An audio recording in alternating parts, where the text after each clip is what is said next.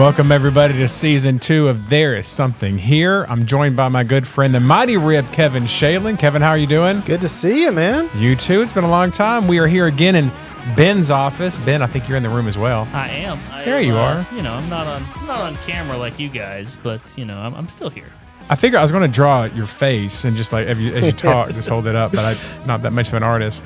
It is great to be back with y'all. It really is. This is the start of Season 2. We're excited to get this one going. Monthly is our goal, as always, and we start off with a very interesting city, Cabot. Yes, but before we get to Cabot, there's a big change going on. Look, we got cameras, man. Come on. What? Yeah, this is a big deal. Is that what that was? You're going to just gloss over the biggest thing? No offense to Cabot, man, but come on. We say this all the time, but every time I'm going to say it. Every time I'm on camera, I don't know what to do with my hands. From the Ricky Bobby movie. Yeah, clearly. Right. So, no, I appreciate Ben. Thank you so much for getting the cameras going. We're excited about this. It's really funny if you can see what the other half of this office looks like compared to how you guys look. It's kind of chaos. I am buried behind cameras and wires and all kinds of stuff, but you know, all for the pod. That's right. That's right. Well, this is going to be great. I'm really excited about this. Kevin, you've been talking about getting cameras in here for a long time. And Ben, I'm really thankful for Ben to put this together. This is going to be great. But I got to start. Ben obviously always picks the best song. So Ben, as usual, what is the song choice of the day? I believe this is called Electric Rock Dog. And I don't want to, disparage our guy here. This is Electric Rock Dog by Def Lev. Def Lev. Def Lev. Yeah. I feel like that's a little bit of a... That sounds familiar. Close to Def Leppard. Maybe so. No, I'm not seeing it. And again, we'll get to Cabot, but the rock and roll reminds me of a recent show that you and I went to, Kevin, and I got to talk about it. Yeah. We were at Sticky Fingers in Little Rock just 2 Sundays ago, night before school, to show our dedication. School starts the next day, and we were there rocking out till late. What were we thinking? Right. But who was the keyboardist for the band? Mayor Jonas Anderson of Cave City, our dear friend. He was amazing. It was a great rock and roll show. I loved every second of it. I was blown away by it. I think you were too. I was telling the Mayor Anderson later on that Kevin and I drove back. I drove Kevin to his house, and we were silent part of the way. And I looked over at Kevin at one point and said, "Are you still processing what just happened?" Yeah. And yeah, it was that great. Yeah, unexpected. Yes. I mean, I don't think either of us knew what we were getting ourselves into that night, but we did not think it was going to be like that. I mean, it was loud. They were proud, and they were rocking that house. And yeah, it might not have been a big crowd there, but boy, that was one of the very best concerts I've ever been to. Yes. And that is not hyperbole. That is the truth, and unforgettable. It really was. Ben, I wish you would have been there. You'd have loved every second of it as well. Okay, so Cabot. We're getting to Cabot. We're almost on Season 3 now. We're taking so long to get to Cabot. Good job. But Cabot, so I grew up in Conway, and my first memory of Cabot is standing in the end zone when Conway was playing Cabot in the state football playoffs.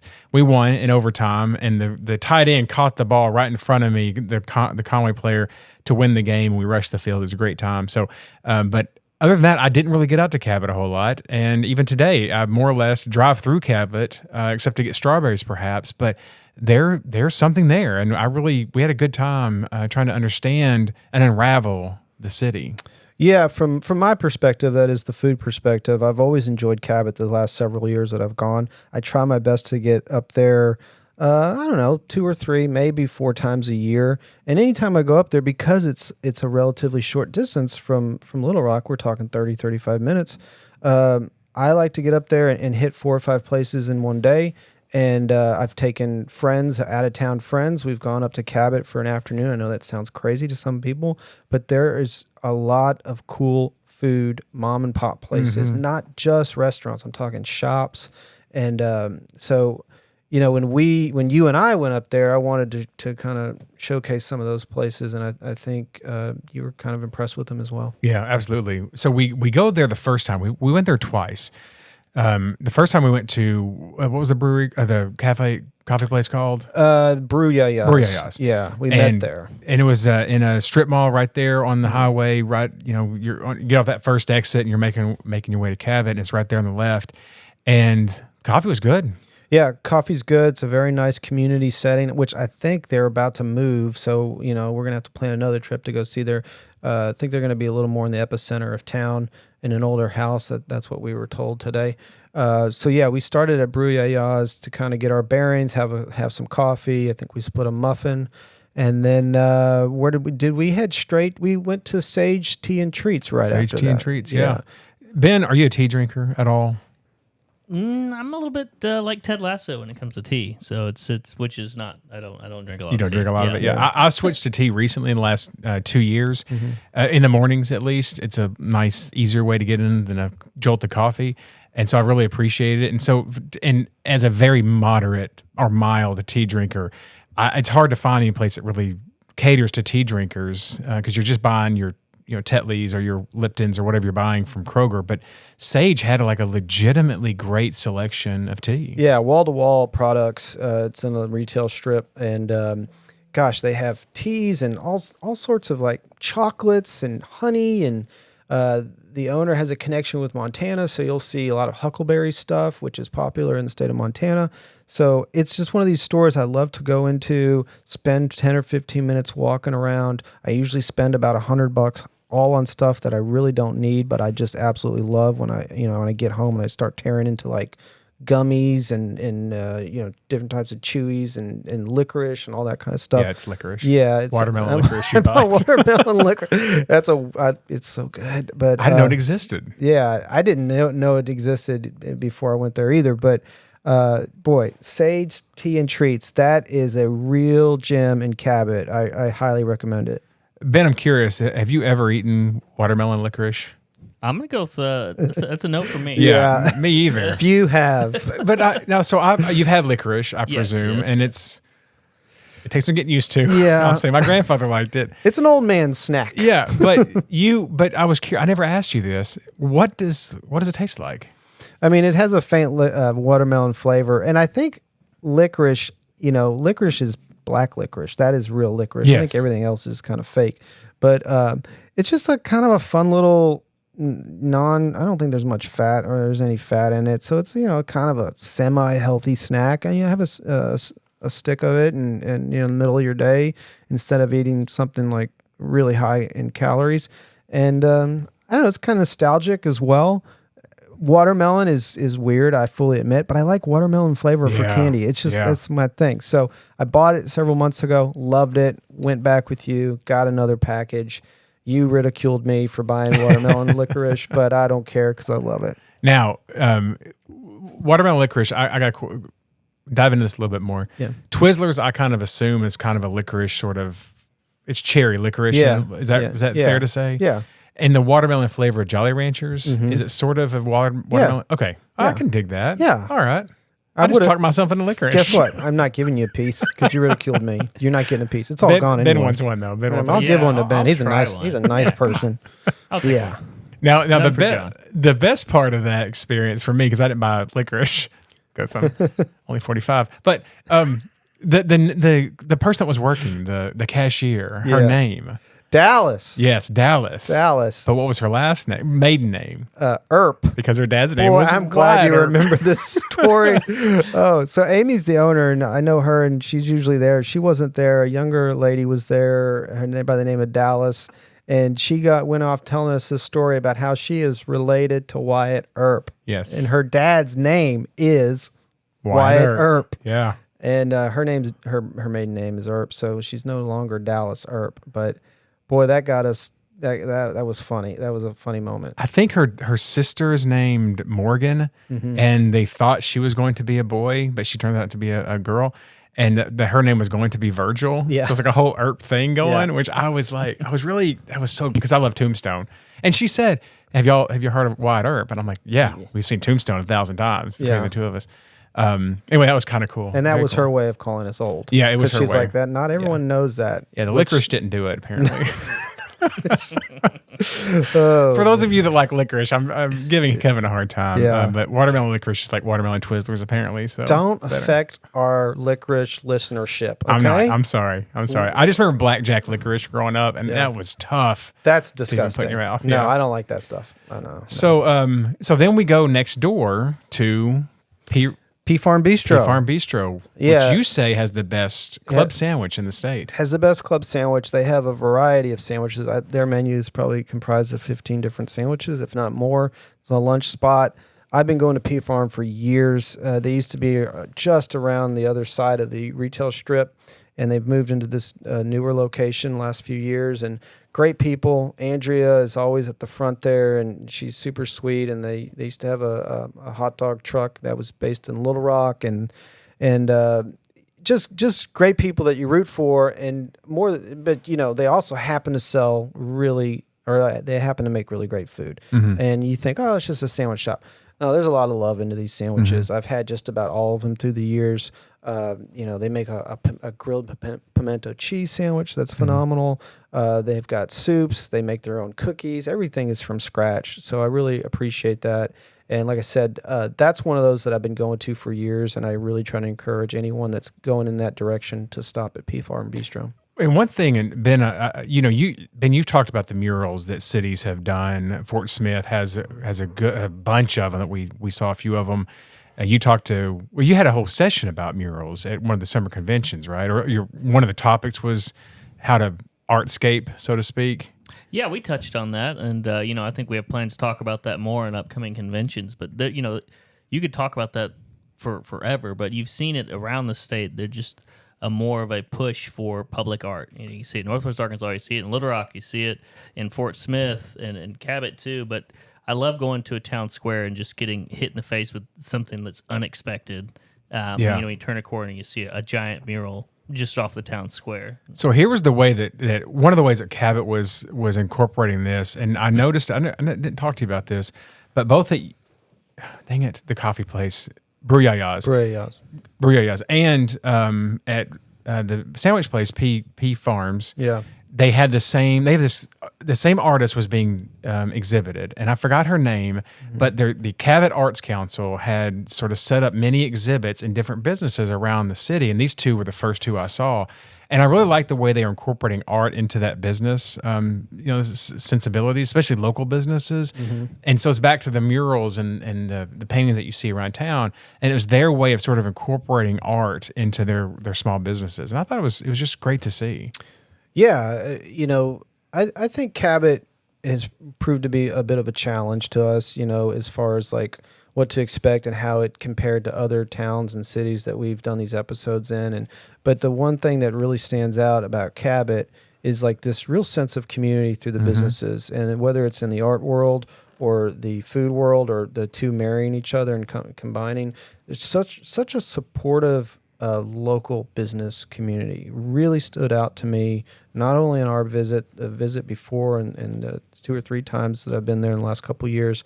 That stands out as a real positive about Cabot. Well, even being in P Farm, the Ann who owns Sage heard that you were in town because you said to Dallas, tell Ann I said hello, because I think Ann was out getting something. Ann comes into P Farm to see you, and the way that her and the owners of P Farm interacted, I was like, oh, these are friends. Like they're in this together, and business owners together for Cabot. And to your point, I felt that right there in that moment. It didn't hurt that Ann brought us some sweet peach tea, which is actually really good. Yeah, it's just a real that stereotypical small town vibe. And Cabot's not all that small anymore, but you still feel that community, that sense of community, that sense of one business rooting for another, and not only that, but like, hey, you were just here. You need to go here now and check this out. And like truly excited about that. Not just like, hey, you need to go over here and get this, but like, hey, you don't need to be leaving this city until you go here. And I love that enthusiasm. And we did. We just kind of bounced around, and we went to, after that, we stopped into Chef Candace, which I was there a few months ago during strawberry season. They make one of the best strawberry pies in this state. So that was fun. We didn't get strawberry pie this time, but I got some cupcakes and some sweet treats. And then in the past, I've gone to Mean Pig, which I really like. But this time we went to a place that's new to me that I've been wanting to go for years now. It's called the Peppermill Cafe. And we met Mayor Kincaid there. He joined us for lunch there. And I didn't know anything about this place, but you had said that the fries, they had these really thin cut steak fries there. And they were good. Yeah. And I had chicken tenders and those steak fries, and I forgot what you had. I had a sandwich, and everything was good. I had like a turkey sandwich. Everything was good, but Mayor had really already eaten, so he was kind of pushing. He was like, "I'm just going to have some dessert," and I don't usually get dessert during the day when I go out to eat, but when he ordered a fried pie, and there's most fried pies at restaurants throughout the state. They get their fried pies made somewhere else, and they're all kind of using the same ones, and they're not bad, but they're not ones that I would be like, I got to order this. So I kind of assumed that fried was pies. Yeah, it's going to be. They're good. There's going to be the case, but exactly. I'm not going to order it. But boy, when that fried pie hit the table, it kind of took our breath away. It was life changing is overselling it, I'm sure, but it was. And I think I've told Ben about these fried pies. I've told everybody about these fried pies. So when she asked if we wanted to order them, she said it takes 14 minutes to make. I was like, oh, okay. Well, you're just reheating them, I thought. Yeah. And then she goes, and there's a ton of different flavor or fillings: peach, apple, cherry, cheesecake, chocolate, pecan, all sorts of stuff. And she said, "Do you want to mix and match?" And I thought, I don't know what you're talking about. I don't know what that means. I only want one fried pie, so can I just have a cheesecake fried pie, please? Yeah. And she brings it back, and the Mayor had the apple, which was out of this world. Yeah. And it was big. I took a picture of it, and the picture just doesn't do it justice. It just doesn't. You can't. Some things you can't capture with photography unless you're just there. And that, I don't want to oversell it, like you're saying, but the best compliment I can give is I can't stop thinking about that fried pie. I would certainly drive from Little Rock to Cabot just for that fried pie. Absolutely. So she comes back, and I had the cheesecake one, which was really good. And we're talking, and we're all, me, you, the Mayor, all like, what does mix and match mean? And so Dallas, another Dallas, our second Dallas. Yes. And by the way, as a quick aside, she knew that other Dallas. So back to your point about, of course, about working together, small businesses. That Dallas knew the other Dallas, and I said, "What does the mix and match mean?" She goes, "Well, you can put different flavors together." And then it dawned on us: they are making these fried pies to order. Yeah, I have never heard of such a thing as made fried pies to order, and I regret now not getting cherries and the cheesecake in a fried pie. I imagine that would be phenomenal. There will be time. Oh yeah, they're not going anywhere. We're not going. Well, we are going somewhere there, but no, whenever we take these trips, from a food perspective, I'm always looking for something different, something unique, something that'll get people excited about going to these places, and that fried pie fit the bill. Yeah. And you saw how excited I was when we were driving away. I'm like, I just cannot wait to tell people they need to know.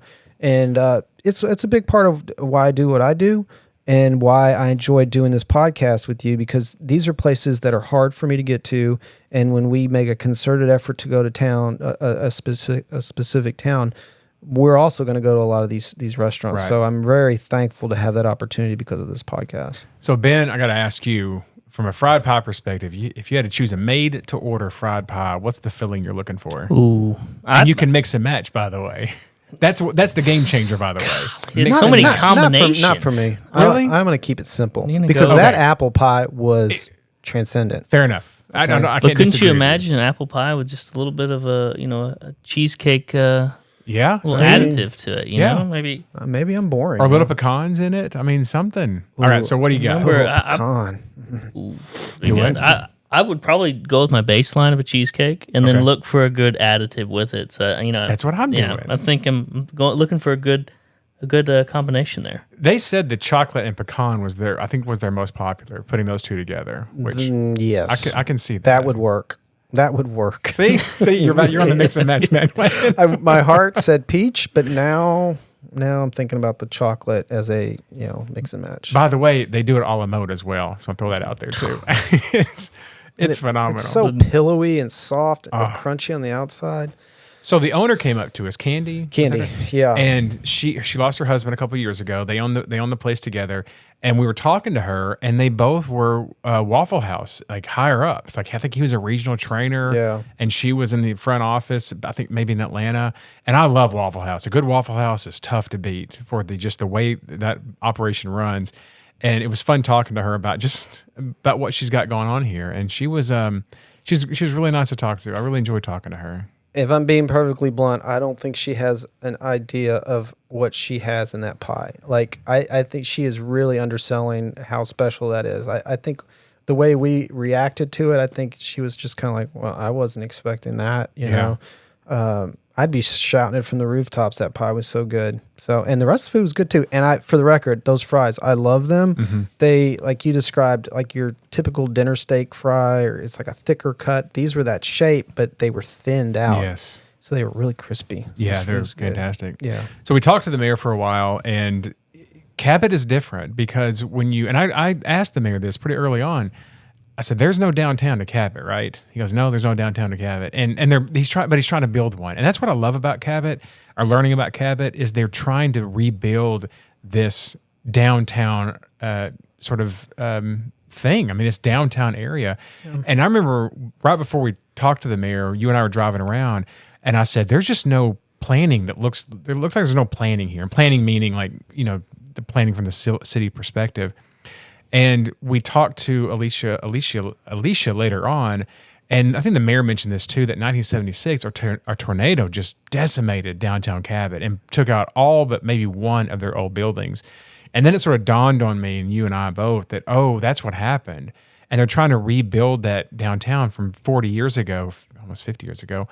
And that's been a challenge, and they're really trying now to rebuild a downtown 45 or so years after a tornado. Yeah, a more traditional downtown. There you go, traditional downtown. Than what it became after that tornado, and which was kind of a mishmash of businesses and community, and streets were cut off for different types of businesses. And so I think they're trying to get back to a more traditional setting. It's going to take time. You see some elements of that change. Right.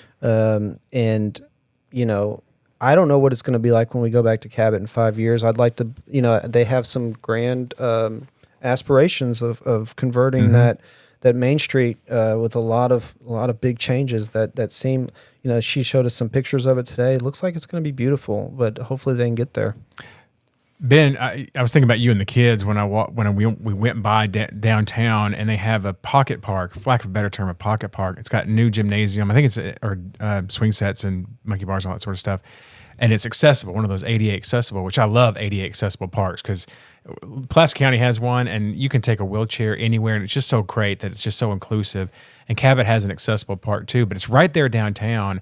And then they have the rail yard, I believe it's called, which is a little amphitheater downtown as well. But I was thinking about you and the kids and how you can just be there for a day when it's not as hot and have the kids play at that park just downtown Cabot. I mean, what comes to mind for me is what y'all were talking about earlier is going up there for strawberries. So you really could make kind of a day of it if you skipped around, grabbed some strawberries in the morning, went to one of those great restaurants you just mentioned, and see if you can line it up with some live music that night. But pretty easy to stitch something together without a lot of effort there. One of the things I was going to say, did y'all go by their city hall? That's the place I had been to when I went to Cabot last, and it's just a really impressive building. We drove by it. And I don't know exactly, I may be a little bit behind the curve there, but it's been there for a few years, but it's fairly recent and fairly new, and it's a really great renovation and a great starting point. If you're building a downtown, you got to have a kind of the anchor point of a city hall, and from what I could see when I went there, they had it. Yeah, they've got a lot of ideas, and the mayor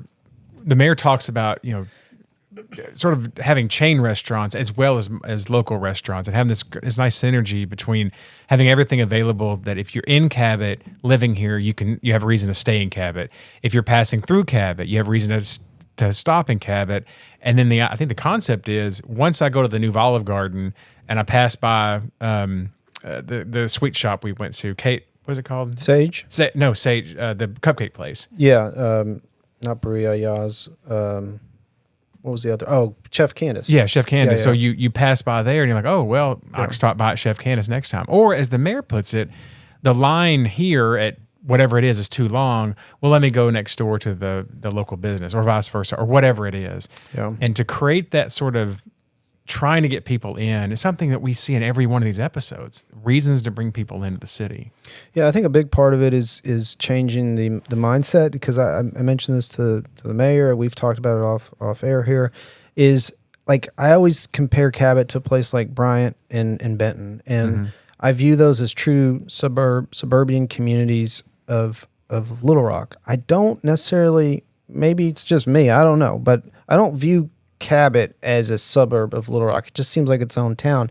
And I think if we can get in the mindset for people, especially in North Little Rock, Sherwood, like, hey, Cabot is right there. Like, that's not that far. It is a community of Little Rock or North Little Rock. I think that mindset where it's not a big deal to drive to Cabot, because it's not that, maybe a couple minutes more than further out than Benton.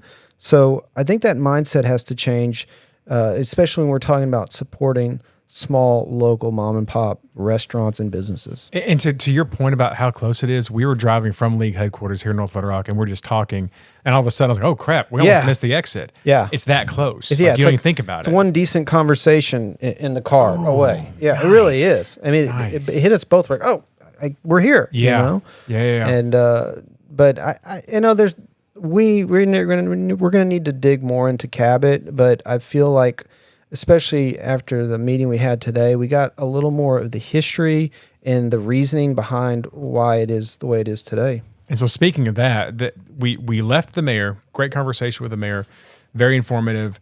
Didn't have a whole lot of time. We left there thinking there's something here in Cabot, but we couldn't quite unlock it because it is different. There's no real downtown yet. They're building something, you could tell, but they're really heavily invested in their Game Time, which is their, I think, a sports facility with an indoor, like, everything. Sports tourism is what they're hanging their hat on. So we go back today to meet with Alicia, the economic developer, which, if you've not met her, she's phenomenal. Had lunch at Cheryl's Diner, and that was terrific. Yeah. Let's talk about the food real quick before we talk about Alicia. Yeah, right on Main Street, like kind of a meat and three type place. I got the veggie plate. You got a chicken fried steak. We ate all the veggies. Very just down to earth, low key. You feel like you're going to run into anyone and everyone that's in town, and it's kind of the place to see and be seen, but very casual. Yeah, the fried zucchini was great. The macaroni bites that we have for appetizers was terrific. Yeah, those were really good. The chicken fried steak was solid. Yeah. Everything was just great. My favorite part of it, so at about 10:30 or 11 o'clock every morning, I like to have coffee with milk. I call it a hillbilly latte. It's about 2/3 coffee and 1/3 milk. But I'm at this diner, and I'm like, I don't know how to order this. So I say, can I get a cup of coffee and a small glass of milk? And she comes out, she brings me a small glass of milk, and she only fills my cup up with coffee 2/3 of the way. Didn't even tell her to do that, but she just knew. And that goes to this hometown, like, they're caring about you as a customer, you as someone they're feeding. And I really, really appreciated that small gesture. It just meant a lot to me. Yeah, it was nice. I'm glad you caught that. So as we're wrapping up here, I want to talk about Alicia just a little bit more. Phenomenal economic developer, really excited about the trajectory of Cabot, and she focuses a lot on rebuilding that downtown and rebuilding that sense of bringing people to Cabot to stay or to just visit and remember that they need to come back to Cabot. Ton of energy. I was very impressed. She wants to make change happen, and I can tell it's going to come to fruition. Yeah, I'm looking forward to seeing what she holds, what her and the mayor and everybody else in Cabot have in store for the future. So sports tourism, Olive Garden, mom and pop stores. Yeah. I mean, a lot of what you would want to see in a city. And I mentioned Olive Garden because it's brand new and they're very proud to have it. It's a big sales tax generator. All 30 minutes away from 30 minutes away. North Little Rock. Yeah. It's a nice place. I would definitely say go out there and check it out because there's something here. There's something here. Look at that. Yeah. Season 2, we're already in the groove. Yep. Well, thanks everybody for listening. Ben, as always, thank you for producing such a wonderful show and giving us the opportunity to travel the state and then share our thoughts with it. Kevin, the Mighty Rib, always a pleasure. Thank you, and we'll do this again soon. Everybody, thank you for listening, and we will see you next time. Take care.